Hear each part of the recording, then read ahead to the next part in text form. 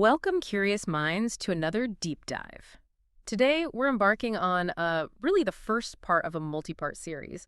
We're tackling a book that fundamentally challenges how we think about progress, about the future itself. Peter Thiel's 0 to 1. Yeah, it's a big one. And honestly, for anyone out there who's trying to build something new or even just trying to get a handle on the forces shaping our world, well, this book is definitely provocative. It really is. Our mission today for this first dive is to unpack Thiel's central challenge. It's this distinction he makes between creating truly new things, that's what he calls vertical progress, going from 0 to 1, versus, just copying what already works. Which he calls horizontal progress, or going from one to n, basically scaling or iterating. Exactly. And we're going to dig into his pretty contrarian view that maybe, just maybe, despite all the gadgets and apps, we're living in an age of, well, technological stagnation. It's a controversial idea for sure. And we'll explore what that really means for you, for anyone trying to actually build the future. What's so fascinating here, I think, is that Thiel isn't just laying out an economic theory. It feels more like a call to action, sometimes an uncomfortable one. Definitely. And we've pulled together a pretty rich stack of sources today, thinkers from economics, business legends, case studies, to really illustrate these ideas. We want to show you how this 0 to 1 concept plays out in history, in business, and maybe even in our daily lives. Okay, so let's get into it. Let's unpack this challenge of moving from 0 to 1. So this core idea, 0 to 1 versus 1 to n. It sounds simple on the surface, right? Deceptively simple, maybe. Yeah, but the implications for how we think about real innovation, they're profound. Let's maybe paint a clearer picture of 1 to n first. What does that look like? Well, think of it as taking something that already exists and just making more of it, or making it slightly better, maybe more efficient, maybe cheaper. Right. It's about iteration, optimization, scaling up within a known framework. Exactly. The classic example people use is the Ford Model T. Going from the first one to suddenly having millions rolling off the assembly line. That's scaling an existing invention. That's 1 to n. Or like every year, car companies try to make their engines just a little bit more fuel efficient. They're refining an existing technology, the internal combustion engine. That's 1 to n too, isn't it? Absolutely. It's definitely progress. Nobody's denying that. But it's progress within established boundaries. It's horizontal. Okay, so then what does 0 to 1 truly entail? Why is that the hard part, according to Thiel? Well, 0 to 1 implies creating something completely unprecedented, something new under the sun. It often involves not just redefining an industry, but actually creating a whole new one. It's about genuine novelty, not just tweaking what's already there. It's the invention itself, not the mass production. Precisely. And if we want to connect this to some bigger ideas, the economist Joseph Schumpeter is really key here. He talked about the entrepreneur not just as a manager, but as the dynamic force driving innovations. And for Schumpeter, this wasn't about small, incremental improvements. He was talking about doing something truly new. And he stressed that this requires quite extraordinary willpower. Willpower. Why willpower specifically? Because, Schumpeter argued, the innovator needs that extraordinary willpower, not just to come up with a new idea, but crucially, to overcome the inertial force of established routines. Inertia. Okay, tell me more about that. What kind of inertia are we talking about? It's huge. It's not just competitors trying to stop you. It's ingrained consumer habits. It's the existing supply chains that are built for the old way. It's regulators who don't understand the new thing. It's even just the intellectual frameworks people have, the conventional wisdom. Right. People are comfortable with what they know. Exactly. Think about the early resistance to personal computers. Mainframes were the established routine. The idea of a computer in every home seemed ludicrous, inefficient to many powerful people at the time. That's the kind of inertia Schumpeter meant. It's a massive headwind. That makes sense. It's like you're not just fighting physics, you're fighting psychology and sociology too. You are. Schumpeter points out that these radical innovations, unlike the incremental ones, they confront the stubborn resistance of routines on all fronts. It's not just a technical hurdle. It's a battle against deeply embedded ways of thinking and doing. So it's a systemic fight? It is. When he talks about the gradual construction of a new techno-economic paradigm, that's his term, which provides a generalized quantum jump in productivity and quality and modernizes the whole economic structure. He's not just talking about a new gadget. He means a whole new way of life, almost. Yes. Think of huge shifts like moving from farms to factories or the digital revolution we're still in.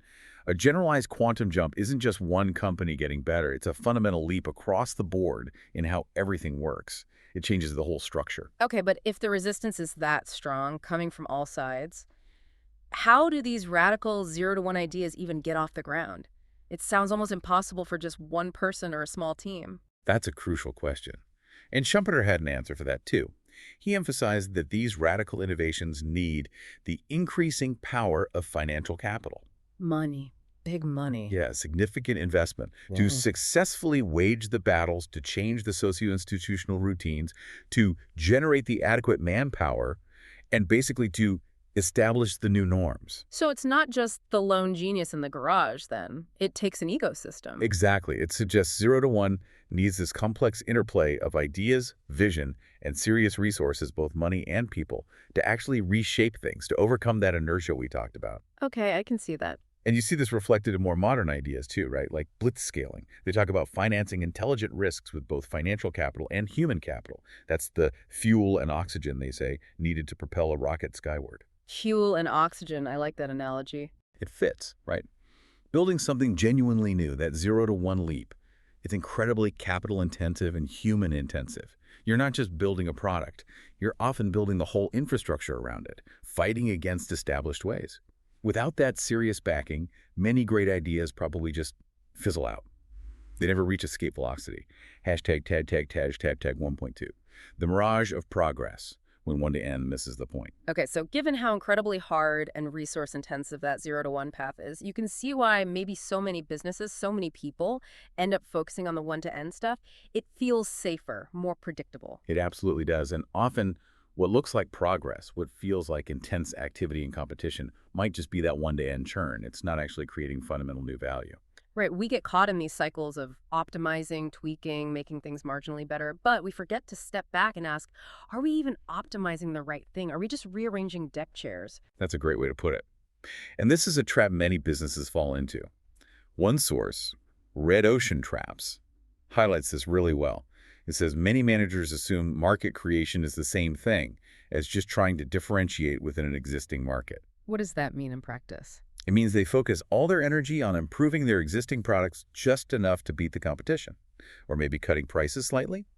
They're operating entirely within the known rules of the game, the red ocean, where everyone's fighting over the same pool of existing customers. It's classic 1 to N thinking. Competing harder, not smarter, maybe. Sort of. Traditionally, businesses saw this trade-off. You offer high value, it costs a lot. Or you offer low cost, the value is lower.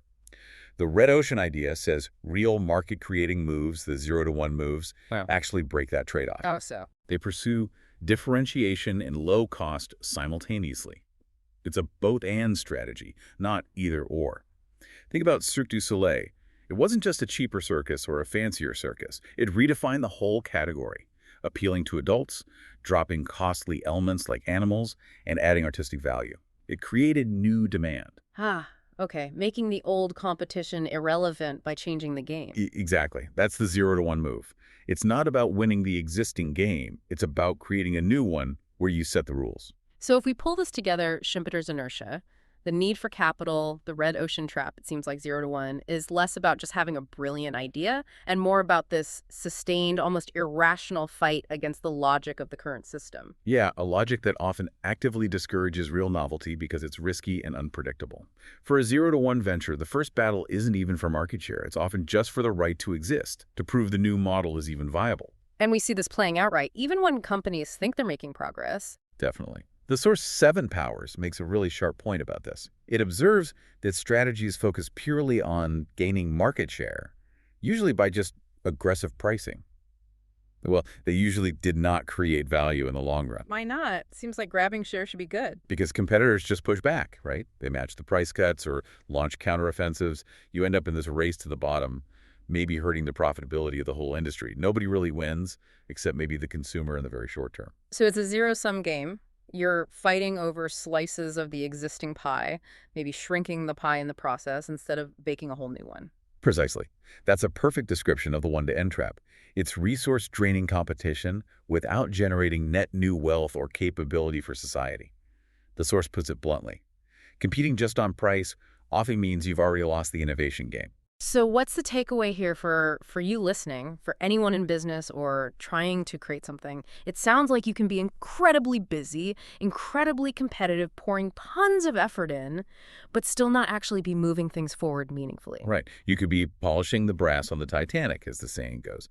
Lots of activity, but fundamentally misdirected if the ship's going down. Or maybe less dramatically, just sailing in circles. Okay, so how do we avoid sailing in circles? Well, another force, strategic flexibility, draws a critical distinction that really echoes Thiel. It says that while increases in efficiency may allow a firm to expect superior profits, maybe for a while, Huh. merely increasing efficiency is not enough to create a competitive advantage, Right. a lasting advantage. And then it delivers the punchline. One cannot re-engineer one's way to greatness. Wow. Cannot re-engineer one's way to greatness, that's stark. It is. It says true greatness, that sustainable edge, comes from something more fundamental. It comes from discovery, from innovation, improving your processes, cutting costs. That's all necessary, maybe for survival. But it's fundamentally one-to-end. It refines the engine. It doesn't invent the airplane. So there's this constant tension then between efficiency doing things right and discovery doing the right things, the new things. Exactly. Businesses need efficiency to operate today, but they need discovery to have it tomorrow. But how do you balance that? The urgent always seems to crowd out the important, doesn't it? Efficiency feels immediate, discovery feels uncertain. It's a massive challenge. Mhm. The strategic flexibility source basically argues that discovery needs adequate attention, not just efficiency. It directly backs up Thiel's whole point.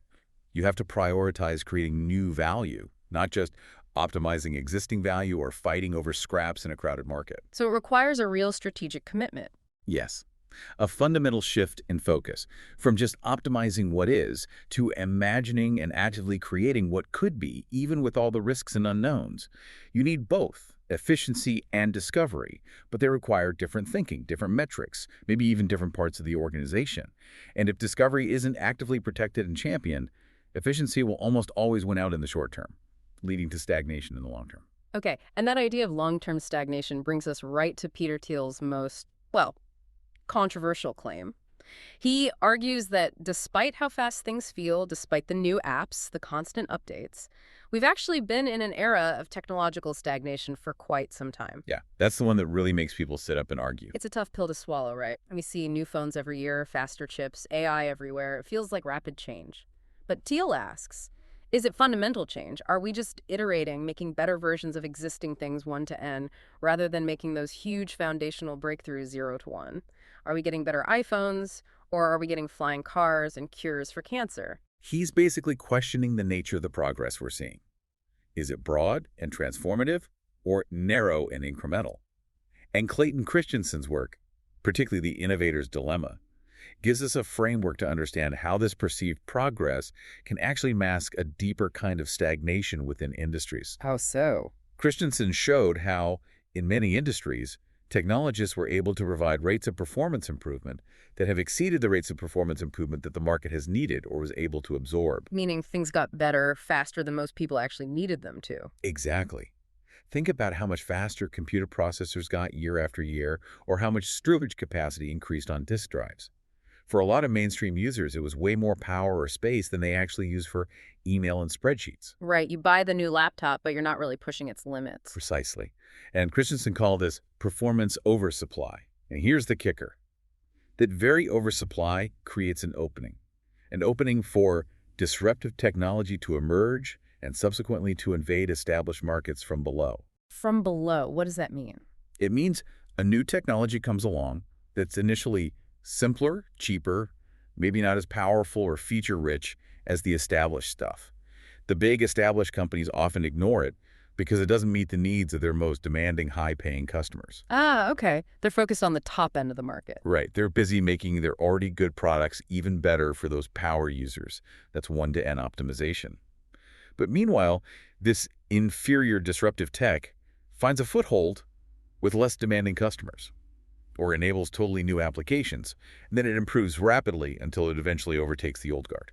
So the established players optimize themselves right out of the future market. That's the dilemma, and Christensen provides a powerful example. The shift in the excavation equipment industry, from cable-actuated machines to hydraulic ones. Most of the established manufacturers, the big names making the cable systems, They failed. Only 4 out of 30 survived that transition. Why? Because they were doing sustaining innovations, making their cable systems incrementally better, more powerful, more reliable. Classic one-to-N. They're serving their existing customers who wanted better cable machines. Exactly. But then hydraulics came along. Initially, maybe not as powerful for the biggest jobs, but more versatile, maybe easier to use in some ways. New entrants, companies like J.I. Case, John Deere, Caterpillar, they embraced hydraulics. That was the 0-to-1 shift in the underlying power mechanism. And they eventually just overran the industry. The old guard was left behind, improving a technology nobody wanted anymore. They improved themselves into obsolescence. It shows how even successful, innovative companies can stagnate by focusing too narrowly on their current success, their current customers, their current technology. It's fascinating. They become victims of their own success, in a way, unable to see the next big thing because they're so good at the current big thing. And this ties directly into another classic idea: marketing myopia. Theodore Levitt wrote about this decades ago. Industries often fail not because the underlying need disappears, but because they define their business too narrowly. They focus on the product, not the need it serves. Exactly. They come to believe there appeared to be no effective substitute for their specific product or way of doing things. They get really good at the one-to-N of their defined market, but they miss the fundamental 0-to-1 shifts happening around them because they aren't looking at the broader customer problem. Can you give an example of that myopia? Levitt's classic example was the railroads. They thought they were in the railroad business, not the transportation business. So when cars and planes came along, they were blindsided. And he used the oil industry too, a huge, powerful industry, right? But he argued they let others steal marvelous opportunities because they saw themselves strictly in the oil business, not the energy business. What kind of opportunities did they? Things like natural gas initially. Later, perhaps things like missile fuels, jet engine lubricants. And even today, you see the challenge from new fuel systems for cars, particularly electric vehicles. The oil giants were incredibly good at one-to-N, finding oil, refining it, distributing it, but they largely missed the 0-to-1 leaps into fundamentally different energy solutions. Because they define themselves too narrowly. Yes. That marketing myopia, that narrow self-definition, combined with a focus on just optimizing the current product, meant they let others define the future of energy. They perfected their niche while the landscape shifted around them. Hashtag tag 2.2. Structural impediments to 0-to-1 innovation. Okay, so marketing myopia explains how a narrow focus can blind companies. But it's not always just about mindset, is it? Sometimes the actual structure of these big established industries actively works against making those 0-to-1 leaps. Oh, absolutely. The very things that make them successful and stable can become anchors holding them back from true innovation. How does that work? Well, take the banking industry. A source on the technological revolution in financial services points out something really interesting. For the big incumbent banks, their end-to-end integration and scale, all their interconnected systems, their massive branch networks, their complex regulatory oversight, that used to be a huge competitive advantage. Right, barriers to entry. Exactly. But now, that same integration and scale is becoming a handicap more than a competitive advantage as these business models reduce adaptability. They're too big and interconnected to change course quickly. Precisely. They're optimized for stability and efficiency within their existing, incredibly complex structure. That makes them really good at one-to-N within banking as we know it. But it makes radical 0-to-1 reinvention incredibly difficult. Every significant change potentially disrupts this vast, intricate web. Meanwhile, you've got nimble fintech startups building new things from scratch without all that legacy baggage. That's the dynamic. The incumbent strength becomes their weakness when faced with fundamental change. They're too integrated, too invested in the old way, to easily embrace the new. It's almost ironic. Their success breeds rigidity. And it makes me think back to Schumpeter's point about needing extraordinary willpower to overcome resistance. If the organization itself is structurally resistant, that's a huge hurdle. It's immense. And sometimes the absence of pressure can be just as big a barrier to innovation.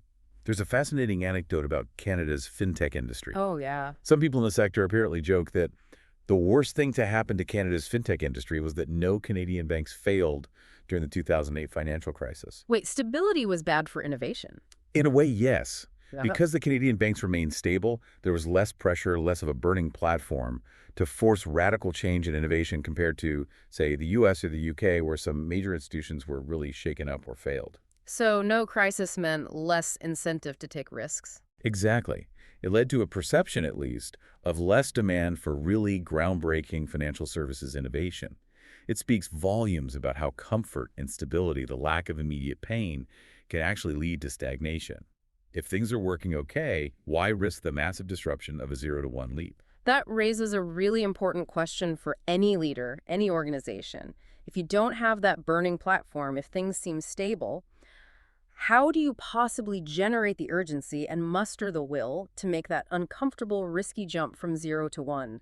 The pull towards safe, incremental 1 to N improvements must be incredibly strong. It's a huge challenge. And this lack of pressure, or sometimes the ability to mask underlying problems, can perpetuate stagnation.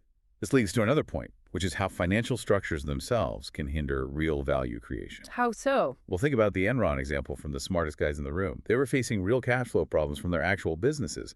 But instead of fundamentally innovating to create new, sustainable value, a 0 to 1 move, what did they do? They got creative with accounting, right? It's extremely creative. The book says Enron got addicted to using complex financial deals, like fresh prepays to replace earlier ones, essentially borrowing from the future because the real cash flow didn't materialize. So it wasn't about building new things, but about propping up the old structure with financial engineering. Exactly. It was a kind of financial stagnation disguised as sophistication.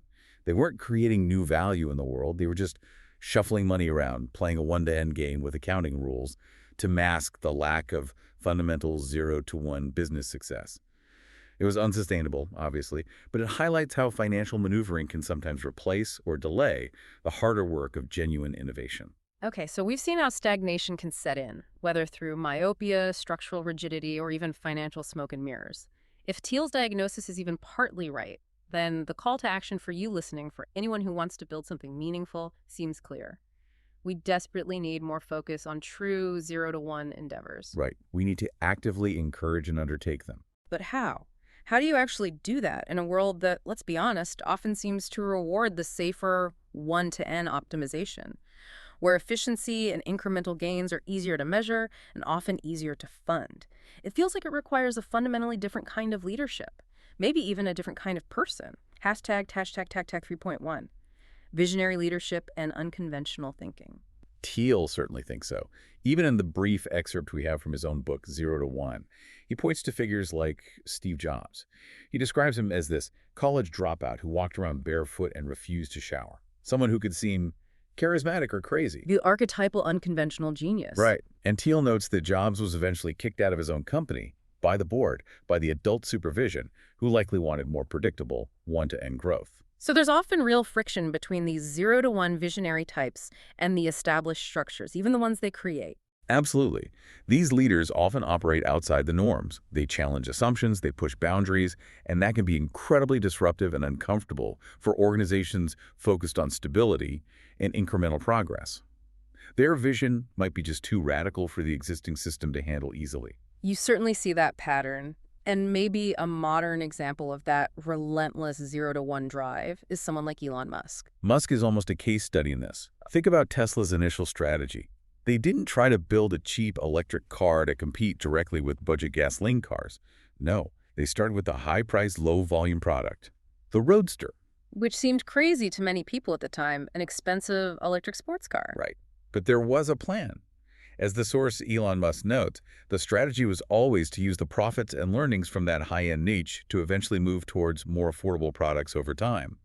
It explicitly mirrored how technologies like cell phones, refrigerators, color TVs evolved, starting expensive and gradually becoming mass market. So it wasn't just about the car. It was a deliberate, long-term 0 to 1 strategy to create a viable market for electric vehicles, not just compete in the existing car market. Exactly. It was about building out a whole new technological paradigm, step by step, rather than just making a slightly better version of what already existed. And what really strikes me about Musk, thinking about 0 to 1, is his willingness to tackle problems from first principles, even when existing solutions or suppliers aren't good enough. He doesn't just accept the limitations of the 1 to N world. That's a fantastic point. The SpaceX example with the fuel tanks is perfect. They needed specialized tanks. Traditional aerospace suppliers were too slow, too expensive, maybe not innovative enough for what Musk wanted. So what did he do? Did he just find slightly better aerospace suppliers? No, he looked completely outside the box. He tried to find contractors from totally different fields, like dairy and food processing, people who worked with large metal tanks, but in a different context. Okay, that's unconventional. And even that didn't fully work out to his satisfaction. So ultimately, SpaceX just decided to build the capability themselves. They increased their internal welding capabilities so that it could make the fuel tanks in El Segundo and ditch Spincraft, one of the external suppliers. Wow. So instead of relying on existing one-to-end suppliers, they made a zero-to-one move to create a core manufacturing capability in-house because the market couldn't deliver what they needed for their radical vision. Precisely. It's that relentless drive to solve the problem, even if it means building the tools yourself from scratch. That's a hallmark of the zero-to-one mindset. If Well, the world doesn't have what you need, you invent it. and you see that kind of bold, almost betting the company risk-taking elsewhere too, right? Like early Amazon. Oh, definitely. Think about Amazon in the very beginning. The source, the everything store, mentions they had only about $139,000 in assets. They were projecting huge losses. Yet this tiny, unproven online bookstore was valued aggressively at $6 million. That sounds like crazy optimism. It was. And Bezos himself was upfront about the risk. He apparently told early investors there was maybe a 70% chance of failing. That is not a cautious, incremental one-to-N approach. That's a huge gamble on creating an entirely new way of shopping, a zero-to-one transformation of retail. And that internal culture at Amazon seems to reflect this too. Yes, that value of frugality breeds resourcefulness, self-sufficiency, and invention. It wasn't just about saving money, it was about forcing innovation. It meant finding clever, often unconventional ways to achieve massive goals with limited resources. It was about building the future on a budget, which requires constant zero-to-one thinking, not just optimizing existing processes. Hashtag 3.2. Cultivating new markets and disrupting from within. So building the future, going zero-to-one, isn't just about leadership style or risk tolerance. It's also about being willing to actively cultivate new markets, maybe even disrupt your own successful business before someone else does. That's a really tough one for established company. It takes real courage to potentially cannibalize your cash cows. Yeah, it seems counterintuitive. But necessary for long-term survival and growth in a changing world. Think about Starbucks early on. Howard Schultz didn't just try to sell slightly better coffee than existing diners or chains. Right. He created a whole experience. Exactly. The source, Pour Your Heart Into It, describes how they offered something so far superior that it takes a while to develop their palates. They aimed to create a sense of discovery and excitement and loyalty. So they didn't just meet existing demand, they educated customers to appreciate something new. Yes, they introduced and actively promoted a new, dark-roasted flavor profile, rather than just kowtowing to mass-market appeal, and the milder coffee most Americans were used to. That was a zero-to-one move in consumer taste and experience. They weren't just another coffee shop, one-to-N. They created a new culture around coffee, the whole third-place idea. They built a new market by elevating the entire experience. Changing how people even thought about coffee, that's definitely zero-to-one. And then you have the ultimate example of proactive disruption, Amazon. Again, with the Kindle. Right. They were a hugely successful bookseller, selling physical books. Massively successful. Yet Bezos tasked a secretive internal group, Lab 126, to essentially disrupt Amazon's own successful book-selling business with an ebook device. To build the thing that could kill their core business? Precisely. It was an internal, deliberate zero-to-one disruption. Incredible foresight. They chose to create the market for ebooks themselves, integrating it with their store rather than waiting for Apple or someone else to do it and then having to play catch-up. That willingness to challenge your own success, to invest heavily in something that could make part of your business obsolete, that seems like the absolute peak of zero-to-one strategic thinking within a large company. It really is. It's internal creative destruction guided by a long-term vision. Okay, so this is inspiring, but it also sounds incredibly daunting, especially these big zero-to-one bets like the Kindle. For managers listening, for you trying to innovate within maybe a larger structure, how do you approach these high-stakes, super uncertain zero-to-one projects without literally betting the farm on one big, unproven idea? It feels like you need courage, but also caution. It's a paradox, for sure. And this is where Christensen's Innovator's Dilemma offers some practical advice again. He advocates for something called discovery-driven planning when you're dealing with these truly disruptive zero-to-one type technologies. Discovery-driven planning, what does that involve? Instead of creating a detailed, rigid business plan based on tons of assumptions about an unknown market, essentially betting the farm on their first idea, managers should structure these projects differently. They need to leave room to try, fail, learn quickly, and try again. So more like a series of experiments than one big launch. Exactly. It's an iterative approach. Because you're in uncharted territory with a 0 to 1 innovation, you can't know all the answers up front. So the goal of early efforts isn't immediate profit. It's learning. You run small, calculated experiments to test your core assumptions, gather real data, adapt your approach, and then try again. It sounds less like reckless gambling and more like smart exploration. That's the idea. It's about managing uncertainty intelligently. You treat the early stages as a process of discovery, minimizing the cost of each inevitable failure while maximizing the speed at which you learn and refine your understanding of the technology and the potential market. You build knowledge step by step before you scale up. Hashtag, tag 3.3, the individual's agency in shaping the future. Okay, so we've talked about leadership, strategy, managing uncertainty. What does this all boil down to for you, the individual listening? Whether you're dreaming of starting something new, trying to innovate within your job, or just want to contribute to meaningful progress. How do you personally embrace this 0 to 1 challenge? How do you avoid just falling into the comfortable 1 to N patterns in your own work in life? Well, it really starts with a fundamental shift in perspective, I think, about where we focus our energy and effort. Think about personal development or even managing teams. Often, organizations and individuals spend a huge amount of time trying to fix weaknesses. Right, adjusting the performance gaps. Yeah. As Peter Drucker pointed out, this referenced in HBR's 10 must-reads on managing yourself, we often focus on making incompetent performers into mediocre ones, trying to shore up the areas where someone is just not naturally gifted or inclined. Which takes a ton of effort for maybe not much return. Exactly. It's incredibly resource-intensive and often frustrating because you're essentially fighting against natural aptitude. Drucker saw this as the ultimate 1 to N mindset applied to people trying desperately to get someone from a 0.1 to a 1 instead of leveraging their real strengths. So what's the 0 to 1 alternative in personal or team development? Drucker argued, and the HBR piece echoes this, that the emphasis should be radically different. We should channel our energy, resources, and time into making a competent person into a star performer. Focus on strengths, not weaknesses. Yes. Identify where you or your team members have genuine, unique capabilities, insights, or passions. The areas where you have the potential to be truly exceptional, to create something unique, and then pour resources into maximizing that potential. That's where the 0 to 1 breakthroughs are more likely to happen, both for individuals and organizations. So it's about finding your unique contribution, your potential 0 to 1, rather than trying to be mediocre at everything. I think that's a great way to put it. It's not just career advice. It's applying Thiel's core idea to your own agency. Where can you create unique value? It often lies at the intersection of your deep curiosity, maybe a contrarian insight you have, and a skill set that lets you connect dots others miss. And knowing that pushing for that 0 to 1 contribution will likely face resistance. Absolutely. You need resilience. You need that thick skin Schumpeter talked about, that unwavering belief, because the status quo will push back. You need mental models that help you challenge assumptions, ask why not. Look for adjacent possibilities, maybe even in totally unrelated fields like Musk did. It's about finding that unique spot where your talent meets a real need in a novel way.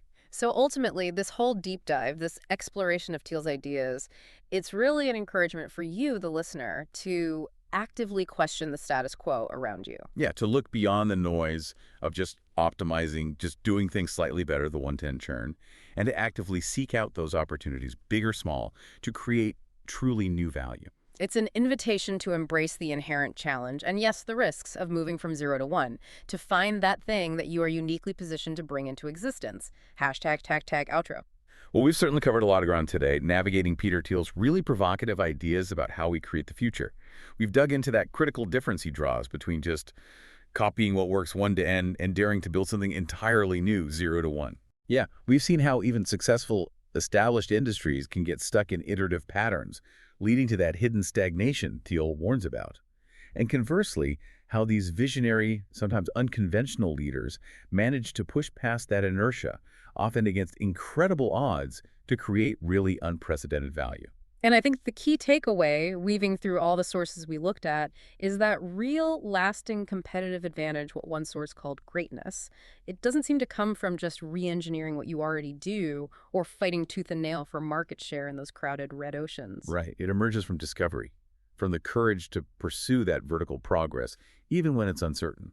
It's about stepping out of the familiar comfort zone and actively trying to create the future, not just react to it or refine the past. So for you, listening to this, as you reflect on our conversation, maybe ask yourself, in your work, in your projects, even in your life, are you primarily focused on that one to end path? Are you mainly optimizing what already exists? Or are you consciously trying to chart a course from 0 to 1? Are you seeking to bring something genuinely new into the world, to make a fundamental leap, however small it might seem initially? It really leads to that powerful, almost existential question we touched on. If one cannot re-engineer one's way to greatness, then where are the fundamental leaps you can make? Or maybe support in others? What contributions will actually define the next wave of progress? Yeah. What new thing do you feel compelled to bring into existence, regardless of the existing routines, regardless of the market expectations? What would it really take for you to move the needle not just incrementally, but maybe even radically, to create value that perhaps wasn't even imaginable before? Definitely some deep questions to ponder. Keep those close as you go forth and hopefully build the future. We'll continue our exploration of 0 to 1 in our next deep dive. Until then, keep diving deep.